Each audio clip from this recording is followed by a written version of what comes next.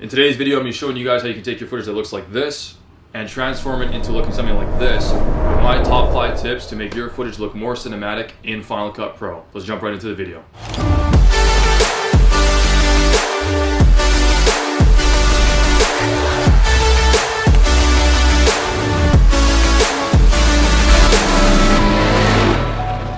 Alright guys, before we jump into the actual editing portion of today's video, I want to talk about what exactly makes something cinematic. For me, cinematics is never usually defined by one specific characteristic, but rather a combination of multiple elements. This can range from the sound, the color, the composition, and a bunch of other elements that, when mixed all together correctly in a very balanced way, you can take footage that looks super plain and actually transform it into something that looks very dynamic and extremely eye-catching. So let's jump right into the tips. For my first tip, guys, to make your footage look more cinematic in Final Cut Pro, the first thing I would suggest you guys to do is to always color grade your footage. Generally speaking, when I'm filming out in the field, I always tend to film in a flat picture profile, usually in the form of S-Log. A flat picture profile is basically a setting that you can put on your camera that allows you to record more dynamic range between your highlights and your shadows, so that when I come into post, I have a lot more flexibility in terms of how I want my footage to look and feel. So as you can see here, guys, in my timeline, I have a bunch of random clips. I basically created a bit of a storyline here. So I'm going to let this footage play out right now. All I did was just cut up some of the clips and just organize it in terms of how I want it to flow.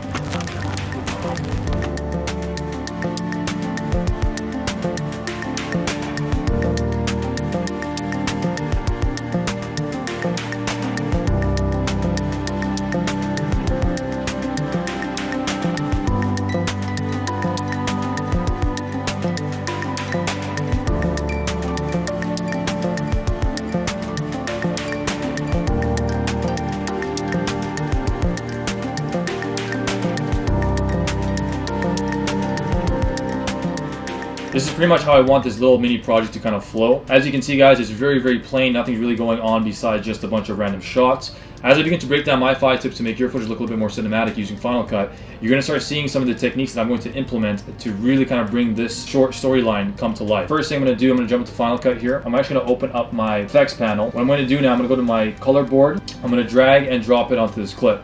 Now, before I proceed, I'm actually going to click Command and 7 to bring up my Slowmo wave. My Slowmo waves is basically a graph that showcases how my image is being exposed, from my highlights to my midtones to my shadows. First step in terms of color grading is that we need to do color correction. So what color correction basically is that we need to expose our image correctly in a very balanced way. We want our shadows to hit about the 0 mark, and we want our highlights to just touch the 100 mark if possible. Depending upon how the footage is, if it was too overexposed or underexposed, you may want to break those rules slightly. So the first thing I'm going to do here, guys, I'm going to go into my color board. I'm going to click on the colorful triangle here. I'm going to select color curves and also color wheel. Alright, so the first thing I'm going to do, I'm going to go to my color curves, guys. I'm going to basically adjust my Slowmo wave here. Basically going to create a classic S curve. What essentially that is, I'm basically going to bring down my shadows while bringing out my highlights to create a little bit more dynamic range within this image. I'm going to drop a point on the shadows here, bring it down right about to 0 or so, and then that might be a little too much. Then I'm going to come up to my highlights and bring this up right about to that point. So already, guys, you can see just by basically creating a bit of an S-curve in our Slowmo waves, we're able to create a lot more depth now in this image. I'm going to show you guys the before and after here. So that's without it, and that's with it on. Not too bad. I still think the footage looks a little bit too kind of washed out, so I'm actually going to close my color curves, and I'm actually going to go open into my color wheels. And I might put a little bit, just a little bit more warmth to this image here. So I'm going to go to my midtones,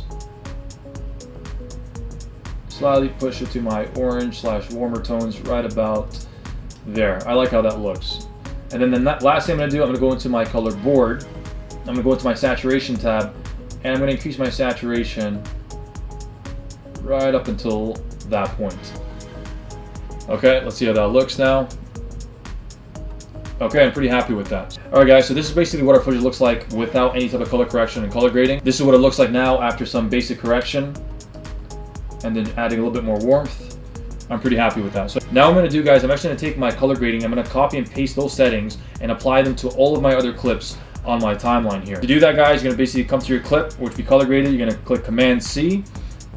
You're going to come to your next clip and click Command Shift V, and then I'm going to basically turn on color board, color curves, and color wheels, and click paste. I'm going to do the exact same process now for all of my clips.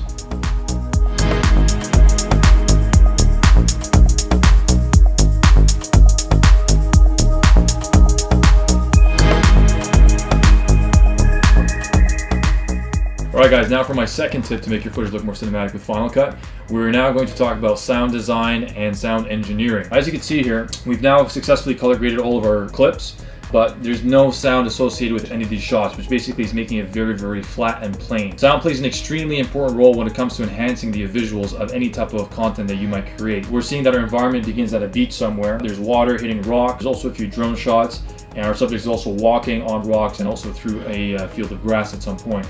So what I'm actually going to do now, I'm actually going to jump into this sequence and begin the sound design portion of it, bring the sequence a little bit more to life. Okay guys, so the first thing I want to look at here is that obviously we're starting off with this shot opening into with rocks, flying over to a drone with the beach. So the first thing I'm going to look for is going to be the sound of water. So, okay guys, so what I need to do is I need to find sounds of water moving around. Alright guys, so I was able to find the sound effect of a beach, of an ocean. We're now going to start sound designing it according to the shots here. I want it to actually fade in a little bit quicker, and I'm going to just put a bit of a crossfade into it. Now, obviously this shot, it cuts into a drone. So now we need to lower the audio levels of the sound effect of water and the ocean, because now we're cutting to a drone shot flying overhead. So I'm actually going to put some keyframes here. I'm going to click on, I'm going to hold Option, drop a keyframe, drop a keyframe. Let me zoom in onto my timeline to make it a little bit more evident. And I'm actually going to lower my levels, just like such.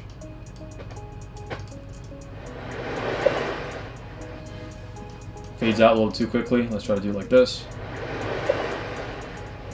Okay, cool. So now we got the first one out of the way here. I'm actually just going to cut that just for now. What I'm going to be seeing in my mind is that I'm going to be hearing a lot of wind whizzing past us. So we're going to find another sound effect of wind. That sounds pretty good. I'm going to drop that in here, just like such.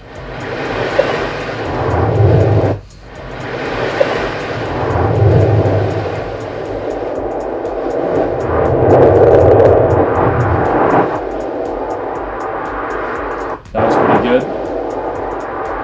I'm going to cut that shot right over here. I'm actually going to bring my drone shot ended just a little bit earlier, just to match it up with the sound here. Bring this back a little bit, and I'm actually going to fade this out too just as well. And I'm actually going to let it bleed into the shot and just cross-fade it out. Okay, so now our subject is walking on a beach. I want to get sound effects of someone walking. It doesn't necessarily need to match the environment completely, but just something that would make sense when you're looking and hearing at the same time. Footsteps walking, right over like that. Let's see what we got here.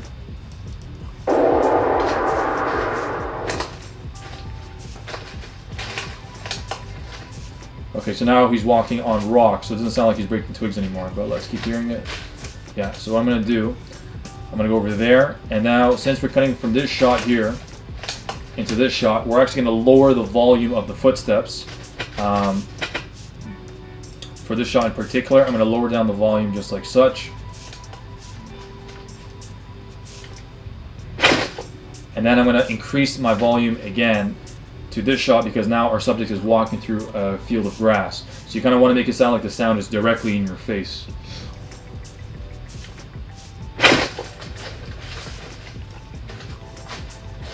Okay, and that's pretty much it for over here. Our subject has now stopped walking. This is a jib shot, basically a shot of the camera coming up to reveal our subject and where he's at. Again, there's no movement here, so I'm probably going to incorporate another wind sound effect into this. That sounds pretty cool. Let me add that in here so you can see how that looks.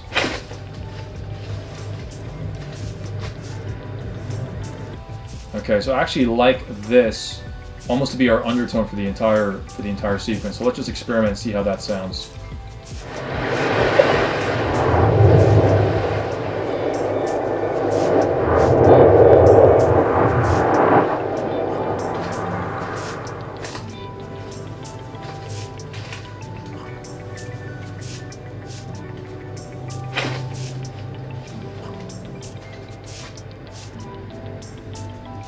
Okay, so now I'm actually going to increase the volume of this because there's no more movement happening.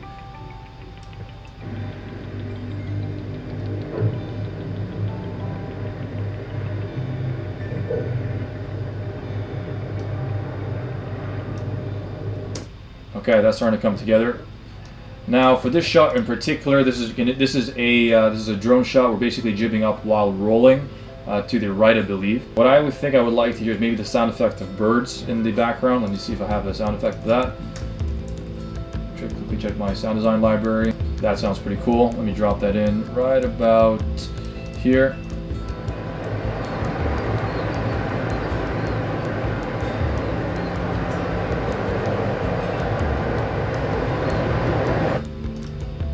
Pretty cool.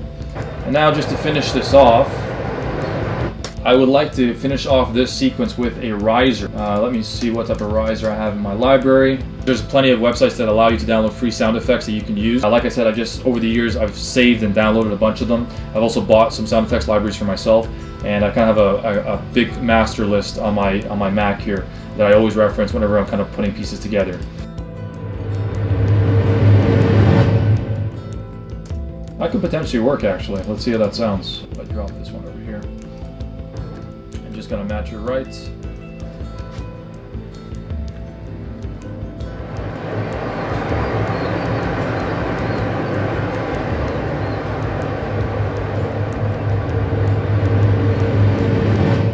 Okay, gotta time it just a little bit better. And what I'm actually going to do, I'm going to remove my keyframes over there. I'm going to come over to my opacity keyframes, turn that off.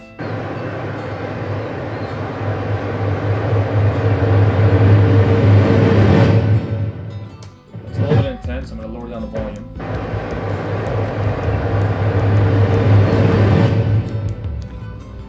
Okay, and now what I want is just some kind of lingering sound. So maybe, let me see here. Maybe some ambience. Try this ocean ambience right at the end here. And just kind of fade it out. I'm going to cut this over here. Let me just fade into it. And then I'm also going to fade out as well at the same time. Okay, let's see how this sounds.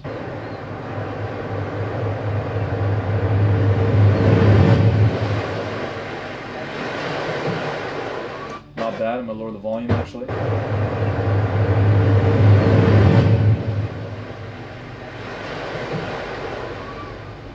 Okay, so that's pretty much the sound design aspect of this sequence. So I'm actually going to show you guys the difference of what just a little bit of sound can do to really enhance your visuals.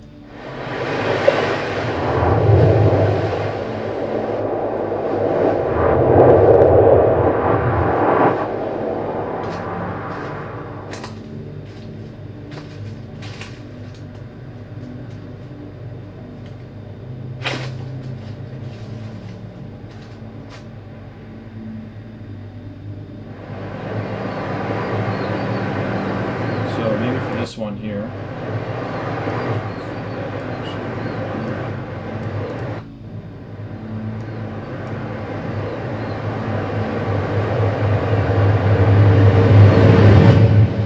Alright guys, so now that we finished the sound design portion of it, I still might make some tweaks near the end. Now we're going to jump into my third tip, which is the use of seamless transitions. One mistake I tend to notice a lot of people make is that they kind of just jump into the effects panel and start dropping effects between clips and stuff like that. It's not necessarily a bad thing, but you want to kind of, in my opinion, for a video to flow really well, you want to kind of spend a little bit more time thinking about your transitions from one shot to another. So as you can see here, all of our shots are basically hard cuts. There's no transitions happening between them. I'm not going to actually touch the effects panel today just because it's beginner friendly as possible. So what I'm actually going to be doing today, guys, is that I'm going to be teaching you guys about opacity transitions, fade to black, and also just kind of opacity transition between clips as well. So the first shot we have basically an opening. What I like to do is I actually like to do a open from black.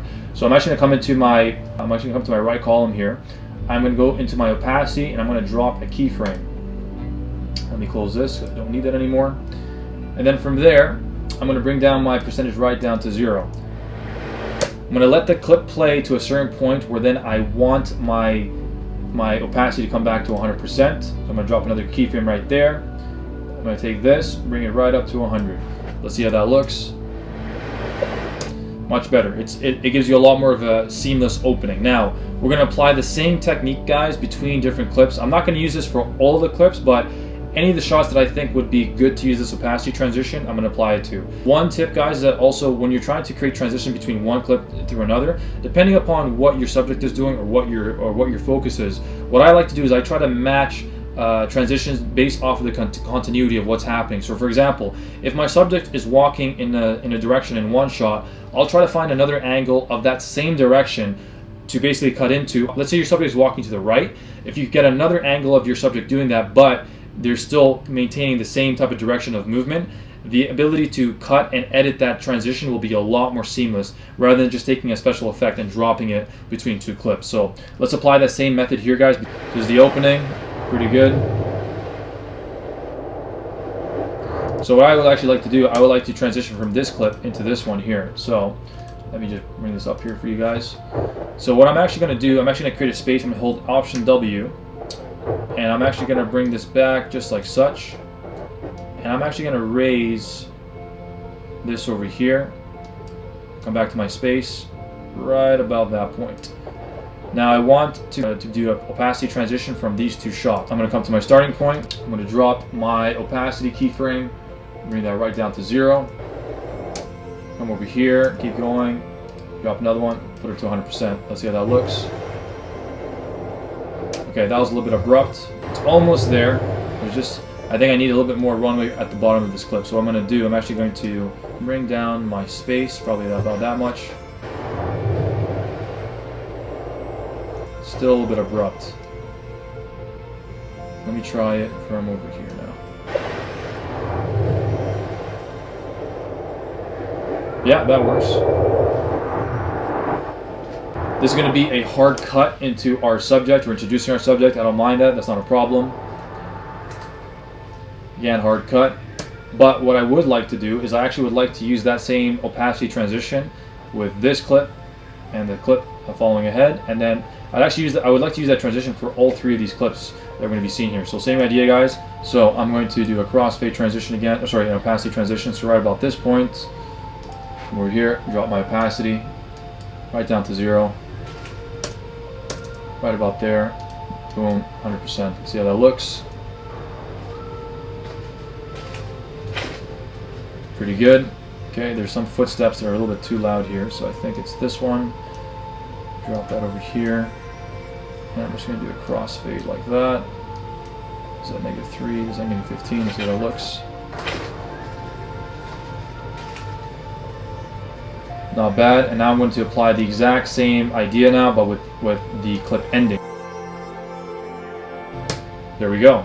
So just by adding a few opacity keyframe transitions, guys, you're able to make the transitions between these different shots very seamless. And again, this works really well, guys, if you have a consistency between your shots, the same subject or the same focus, or depending upon what actual movement is happening in the camera. As long as those are consistent, using these transitions is actually a very, very simple technique, but very effective. All right, guys, now jumping into our fourth tip, we're going to be talking about the use of slow-mo. I like to use slow-mo depending upon what's happening in my sequences.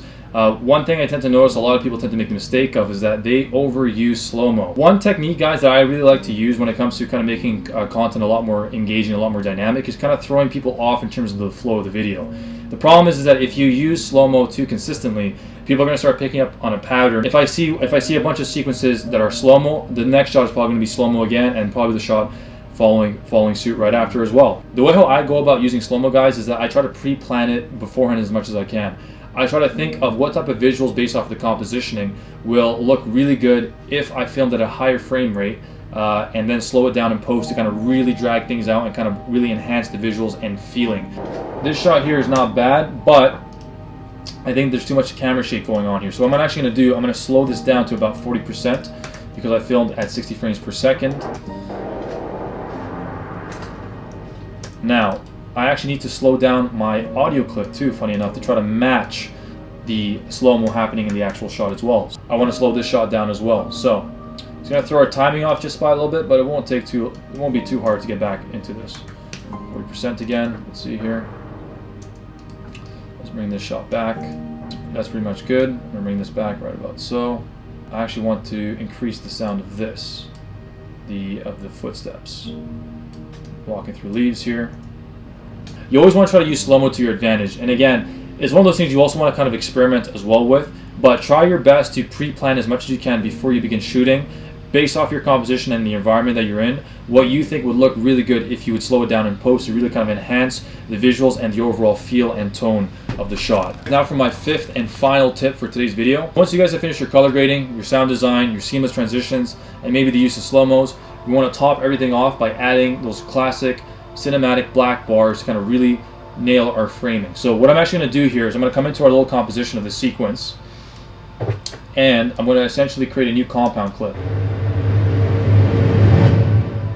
So what you need to do, I'm actually just going to come over here, click Command B there. I'm going to highlight all my clips, click right click new compound clip, click OK. Now I'm going to come into my effects panel and I'm going to search for letterbox. Drag and drop right on top of it.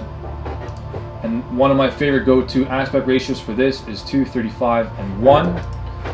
Now let's replay how this looks.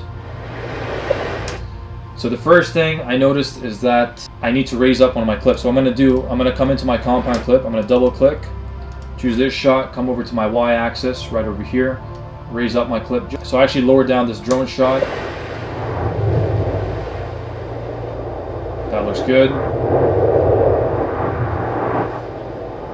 Okay, our subject is basically cut in half. We do not want that, so we're going to raise up our y-axis once more, right up until that point. Come back out of the compound clip. Pretty good. We don't need to fix the y-axis on this. And there you go. That's basically the finishing touches to make your footage look a little bit more cinematic.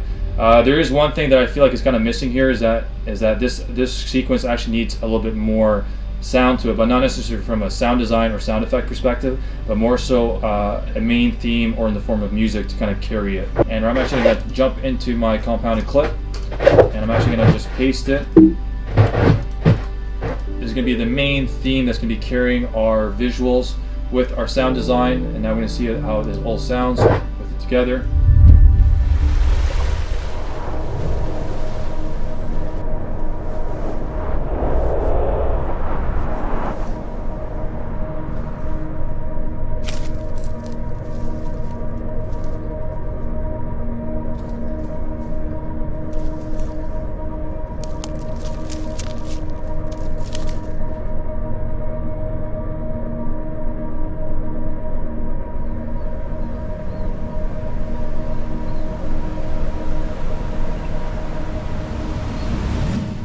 Alright guys, that's pretty much it for today's video in terms of all of my 5 tips when it comes to making your footage look more cinematic in Final Cut Pro. Hope you guys found it helpful. If you did, make sure to like, comment, subscribe, and I'll see you guys in the next one. Peace.